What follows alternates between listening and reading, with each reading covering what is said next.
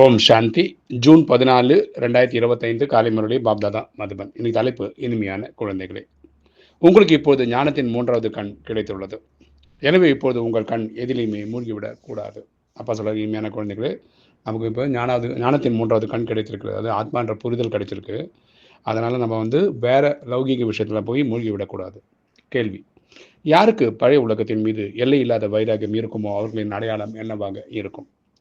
யாருக்கு பழைய உலகத்தின் மீது எல்லையில்லாத வைராகியம் இருக்குமோ அவர்களின் அடையாளம் என்னவாக இருக்கும்? பதில்: அவர்கள் தங்களுடைய அனைத்தையும் தந்தைக்கு அர்ப்பணம் செய்து விடுகிறார். உடல், பொருள், மனம், ஆவி எல்லாமே இறைவனுக்கு சமர்ப்பிப்பாங்க. அவர்களுக்கு என்று எதுவுமே கிடையாது. அவங்களுக்குன்னு இது தேவை அப்படின்னு இருக்காது. பாபா, இந்த தேகம் கூட எங்களுடைய இது இல்லை, இதுவோ பழைய தேகமாகும், இதையும் விட வேண்டும், கண்டிப்பாக சரீரம் விட வேண்டியிருக்கும், விட வேண்டியிருக்கும். இவ்வாறு அவர்களுடைய மோகம் எல்லாவற்றிலிருந்து மறுபட்டு கொண்டே போகும். அவங்களுக்கு ஆசையே இருக்காது. நஷ்டமோகவாக இருப்பார்கள். இங்கே இருக்கும் எதுவும் பயன்பட போவதில்லை. இங்கே இருக்க எதுவுமே அவங்களுக்கு யூஸ் ஆக போவதில்லை. ஏன்னா எல்லாத்தையும் விட்டுட்டு தான் நம்ம போகணும். ஏன்னா இவை எல்லாமே எல்லைக்குட்பட்டதாகும். இதெல்லாம் எல்லைக்குட்பட்ட விஷயங்கள்.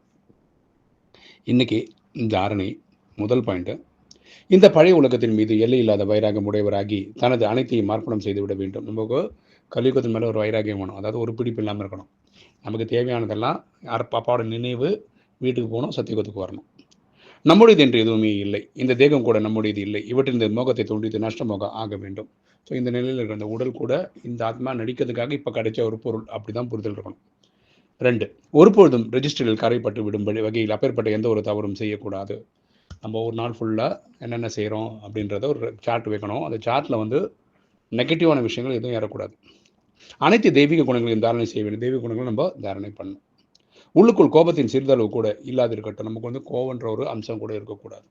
வரதான் சொல், சிந்தனை மற்றும் செயல் இந்த மூன்றையும் சமானமானதாக ஆக்கக்கூடிய ஞானஸ்வரூப ஆத்மா ஆகுக. சொல், சிந்தனை மற்றும் செயல் இந்த மூன்றையும் சமானமாக ஆக்கக்கூடிய ஞானஸ்வரூப ஆத்மா ஆகுக. விளக்கம் பார்க்கலாம்.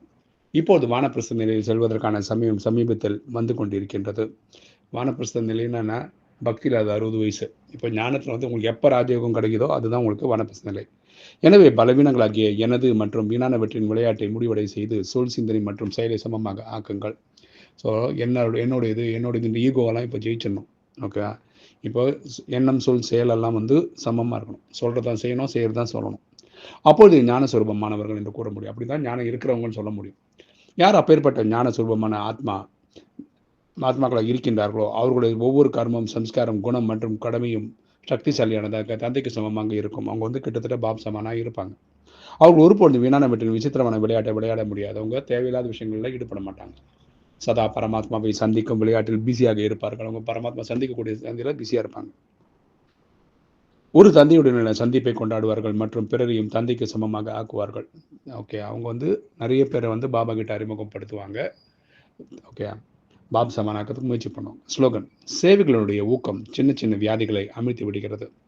சேவைகளினுடைய ஊக்கம் சின்ன சின்ன வியாதிகளை அமிழ்த்தி விடுகிறது. யார் சேவையில் பிஸியாக இருக்காங்களோ அவங்க உள்ள இருக்கிற நோய் கூட தெரியாமல் போயிடும். ஓம் சாந்தி.